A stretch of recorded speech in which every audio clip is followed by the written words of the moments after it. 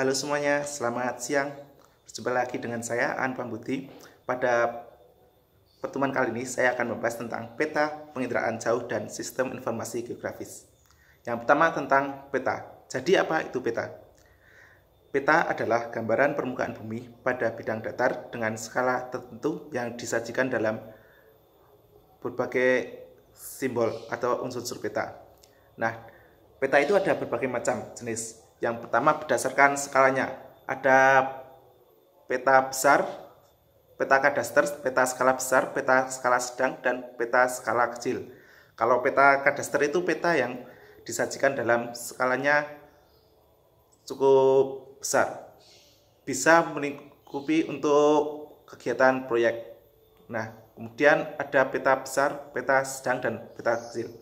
Kemudian ada juga peta berdasarkan isinya, komposisinya. Ada peta umum dan peta khusus atau peta tematik. Kalau peta umum contohnya peta dunia, peta rupa bumi Indonesia, peta topografi, dan peta korografi.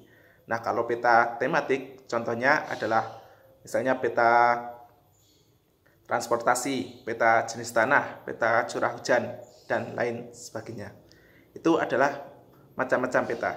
Nah, dalam penyajian peta itu juga ada unsur-unsur supaya peta gambar itu bisa disebut sebagai peta. Yang pertama, judul. Judul itu yang menggambarkan tentang bagaimana informasi dalam sebuah peta itu. Judulnya tentang peta apa? Apakah peta tentang jenis tanah atau peta tentang transportasi. Kemudian ada simbol. Simbol itu juga menggambarkan tentang hal yang tergambar dalam peta. Misalnya ada simbol titik. Misalnya ibu kota, kabupaten, ibu kota negara itu kan titik. Bandara itu titik. Terus ada simbol garis itu yang menggambarkan tentang penampakan garis seperti sungai, jalan, terus rel kereta api itu sebagai garis.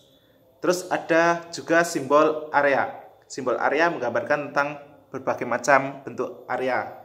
Contohnya tentang area persawahan, area pemukiman, area yang lain yang menggambarkan tentang area gitu.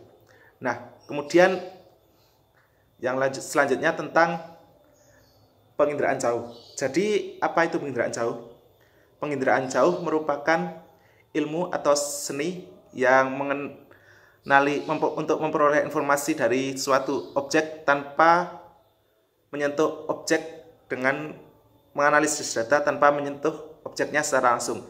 Jadi kita bisa melihat penampakan geografi di suatu tempat. Misalnya di Kalimantan, kita berada di Jawa, kita bisa memperoleh informasi objek di sana. Misalnya di sana ada kebakaran hutan, kita bisa memperoleh tentang informasi kebakaran hutan di sana. Terus dalam menganalisis citra atau foto udara dalam penginderaan jauh itu ada berbagai macam cara. Ada ciri spektral, ada ciri temporal, ada ciri spasial. Kalau ciri spektral itu contohnya ada rona dan warna. Rona itu gelap atau tidak, gelap atau terangnya suatu objek. Terus kalau warna tahu kan ya, ada merah, kuning, hijau, itu juga menggambarkan suatu objek. Misalnya kalau objeknya warna hijau berarti itu berupa tanaman, atau objeknya gelap itu bisa jadi sebagai batang tubuh air. Terus ada ciri temporal. Temporal itu waktu perekaman objek. Ciri temporal. Suatu objek kan bisa terjadi perbedaan. Misalnya di satu objek yang satu dengan tahun 2010 atau tahun 2020 pasti ada perkembangan objeknya yang menjadikan perbedaan. Terus ada ciri spasial. Ciri spasial itu seperti bentuk, tekstur, terus ada pola, ada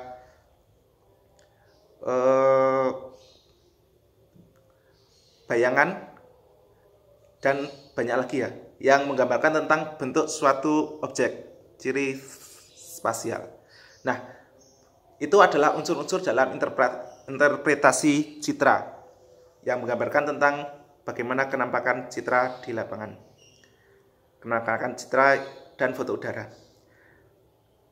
Nah, selanjutnya tentang kita membahas tentang sistem informasi geografis. Ada yang tahu sistem informasi geografis itu apa? Nah, sistem informasi geografis itu adalah keseluruhan sistem yang bertujuan untuk memperoleh data, menganalisis data, dan menyajikan data dalam suatu sistem. Nah, di dalam sistem informasi geografis itu ada beberapa komponen. Ada komponen manusia atau usernya, ada datanya, ada macam-macam.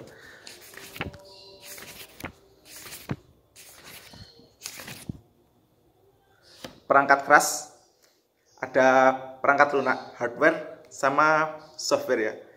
Kalau perangkat keras contohnya untuk menyimpan datanya ada komputer, ada printer, plotter gitu untuk memperoleh data, menyimpan dan menganalisis. Kalau perangkat lunaknya bisa pakai ArcGIS, ada AirMapper, ada Quantum GIS yang gratisan. Itu untuk software, seperti software kalau mengetik pakai Microsoft Word itu juga disebut sebagai perangkat lunak. Terus ada tadi user sama datanya. Ada 4 komponen dalam sistem informasi geografis.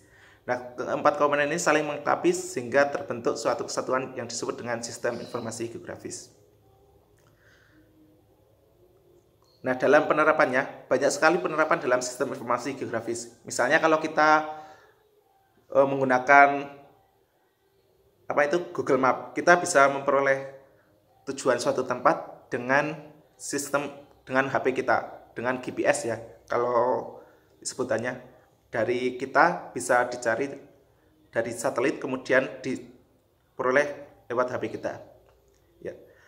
Mungkin itu saja dari saya. Sampai jumpa pertemuan selanjutnya. Terima kasih atas perhatiannya. Selamat siang. Assalamualaikum warahmatullahi wabarakatuh.